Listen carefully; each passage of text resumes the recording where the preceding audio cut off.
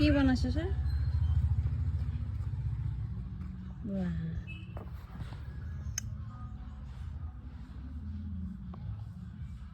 কলপাতত দিয়ে পিঠা। এইটো কি এইটো কি? এইটো কলপাতত দিয়া পিঠা, এইটো ফেনে পিঠা, এইটো চুজি নাৰিকলৰ লাৰু, এইটো তেল পিঠা, এইটো তিলৰ পিঠা, এইটো পকা লাৰু, এইটো গাজৰ কা হালোৱা আৰু এইটো নাৰিকল লাৰু আৰু এইটো এইটো চিঙৰা। তাৰমানে এইবিলাক দিলেও চিঙৰা দোকানৰ বস্তুটো ভাল পায় না। চাহ লাগে, সৰহকৈ লাগিবই, কাৰণ এই বস্তু সৰহ না।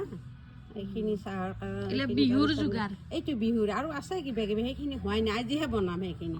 আজি এই এক কাপ চাহ খাই লোৱাচোন এনেকৈ, তাৰপিছত আৰু সেইখিনি বনালে আৰু খাই থাকিবা, কিমান খোৱা। সান্দহটো আছে আৰু চিৰাখানাও আছে, এইবিলাক পিছত দি দিয়াছোঁ হা। এতিয়া এইবিলাক চব আপুনি বনাইছে? এইবিলাক ময়ে বনাইছোঁ।